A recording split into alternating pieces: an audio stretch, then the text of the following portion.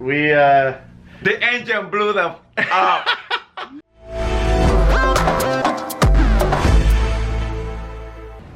What's up, guys? Sitting here in my house thinking about the things that have happened over the last couple days, and I don't know how good of a job I've actually done sort of explaining what's going on in my world, which is in turn your world. Having us hurt the engine on the dyno, going after something that I really don't care about, horsepower numbers, the more I think about it, is really foolish. It's a pretty big setback for the car and for the plans I had going forth, because believe it or not, I actually have plans beyond the bad apple that I'm getting ready to announce very soon. I think you guys will be pretty pumped on. This little setback, I don't think it's a bad thing, and I think I conveyed that really well when I spoke with everyone about it with Ricky and Louie in the office. It's a learning process for me, and I have the best team behind me. I have the best people supporting me with product that I could possibly have, and I know this. It's comforting. So I guess what I want to make very clear to you guys is no one failed here. This isn't a failure on my part. This isn't a failure on any of my suppliers' parts or the product that they've given me or sold me. This isn't a failure on DNA Garage's part, Ricky's part, Abel's part, nobody. I hope I explained that to you guys well enough. I just want to make it very clear that we were shooting for a number is somewhat unobtainium. Not many people will run 500 plus horsepower on pump gas at such a low boost number. We're proud of what we did.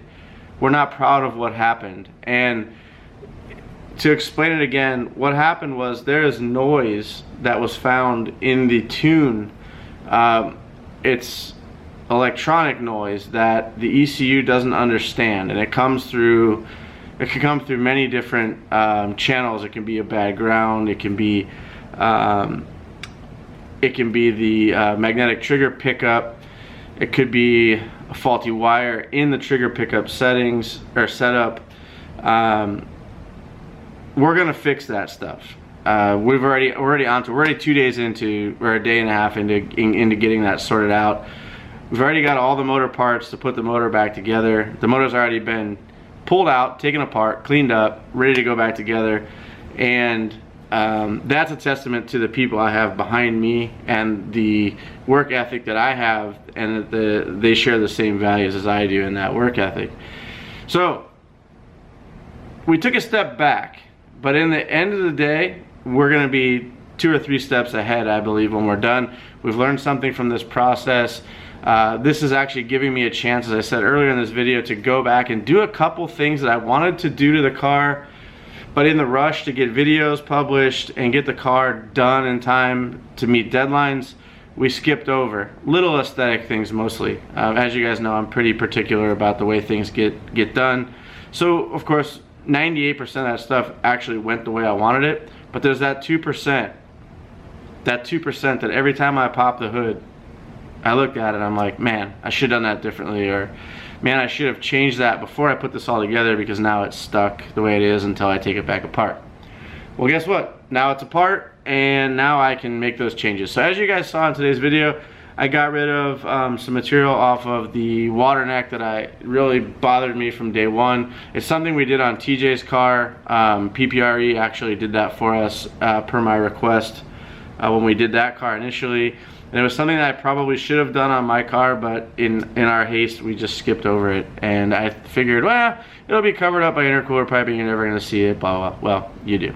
So I fixed that now. We've welded on fittings onto that, which is gonna allow us to clean up the engine bay even more, make it less chance of it faulting. I'm eliminating as much rubber out of the engine bay as possible. These motors create a ton of heat. and rubber and wiring, shielding, and all that stuff can all be negatively affected by all this heat cycling that goes on under the RX-7 hood. So for me, getting rid of the most amount of rubber I can under there, the better, because there's less things that get brittle and break over time.